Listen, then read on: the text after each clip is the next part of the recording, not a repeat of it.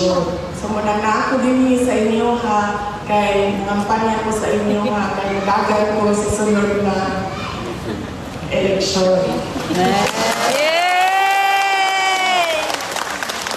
Yung sinabi ni Vice President, I think is a very strategic move.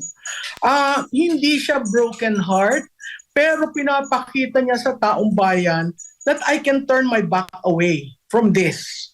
I do not cling on my position. Those are two principles na makikita mo na certain siya. Sa pahayag ni Vice President Sara Duterte ukol sa kanyang pagtakbo ay hindi rin ito nagsabi ng partikular na posisyon.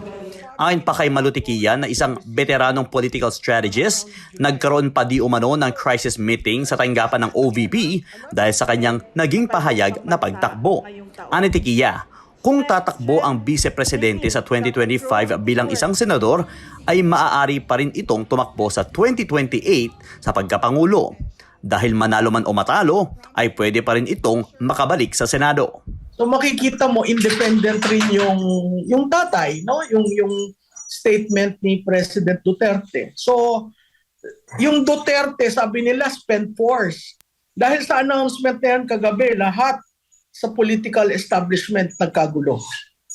So ako ang baraha nasa mga Duterte. Sa kabilang banda ay binigyan din ni Tikia ang hakbang ng Senado na isang manifestong nilagdaan ng 24 na senador na pinamumunuan ni Senate President Juan Miguel Zubiri na tumututol sa kasalukuyang People's Initiative. Itong ginawa ng Senado, hindi lang sense. Talagang balakid sa People's Initiative.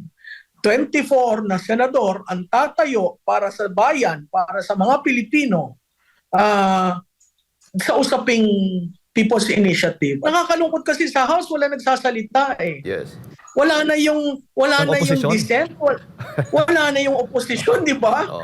Parang ang demokrasya hindi umaandar pag walang oposisyon. Ang demokrasya hindi umaandar kung walang dissent.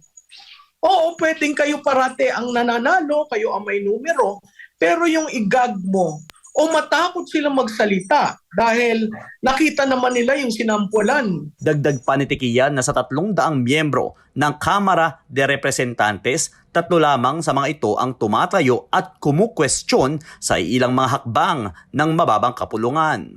Isa na rito ay si Congressman Pulong Duterte na pinalagaan ng kumakalat ng People's Initiative sa kanyang distrito na umano'y pinangungunahan ng Speaker of the House.